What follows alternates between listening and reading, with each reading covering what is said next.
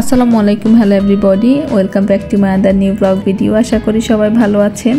আজকে আপনাদের সাথে শেয়ার করব আমি আমার অনেক আগের, প্রায় 2 বছর আগের একটা জুতা, পরা হয় নাই, প্রায় 3 বার পরেছিলাম। আমার যতটুকু মনে পড়ে এই জুতাটা, এখন আমার আর সাদা ভালো লাগে না, আর সাদা জুতা কেমন যেন ময়লা হয়ে যায়, যার কারণে আমি এটাকে একটু কালার করে ফেলছি যেন আরও কয়েকদিন পরতে পারি। এই জন্য এই জুতাটা কিনেছিলাম আমি ঢাকা নিউ মার্কেট থেকে, একটা পাকিস্তানি মল থেকে। ওখান থেকে কেনার পর আমি আমার হাজব্যান্ডকে দেখানোর পর ও বলতেছে এটা সাদা রং ঠিক আছে। আমার হাজব্যান্ডের আবার একটু হালকা কালারগুলো খুব পছন্দ, আমারও পছন্দ।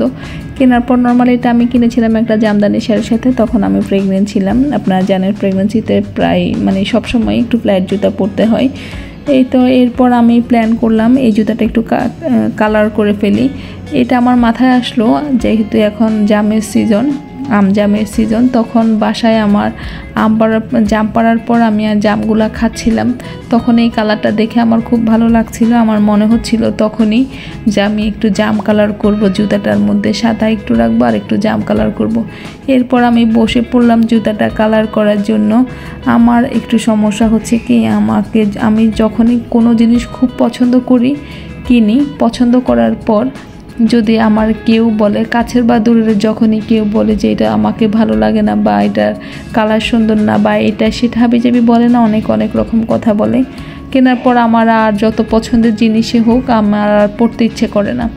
যার কারণে আমার হাজব্যান্ডের কথাটা বলার পর আমি আর জুতাটা তেমন পরি নাই, জাস্ট শাড়ি পরেছিলাম একদিন, আর মনে হয় সাদা ড্রেসের সাথে ম্যাচিং করার জন্য একটু পরেছিলাম, বাসায় জাস্ট ছবি তোলার জন্য, এইটুকুই। এরপর আমি এখন এই জুতাটা সুন্দরভাবে কালার করে ফেললাম। আর বাসায় বসে বসে কি করি দেখেন, আমি একটা শাড়ি করছিলাম আমার হাজব্যান্ডের একটা শার্টের সাথে ম্যাচিং করে আমি এই মসলিনের শাড়িটা বানাচ্ছি। আর এটা বানানোর সময় আমি একদম কনফিউজড হয়ে গেছিলাম যে কালার ম্যাচিং হচ্ছে না। কালারটা যেরকম দেখছেন এরকমও না, কেমন যেন একটা ইট টাইপের কালার, ইটের যে কালার হয় সেই কালার। আমি বলেছিলাম ডার্ক মেরুন কালার, বাট এটা হয়ে গেল ওয়াইন কফি যে কালারটা, সেই কালারটা।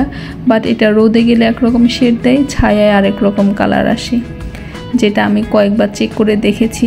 এই তো আমি এইভাবে করে আড়ং স্টাইলের যে সেলাইটা সেটা করে নিয়েছিলাম, আর এই পাতাগুলা ভরাট সেলাই করে নিয়েছিলাম। এই সেলাইয়ের নাম আমি জানি না, আপনারা কেউ জানলে কিন্তু অবশ্যই কমেন্ট করে জানাবেন।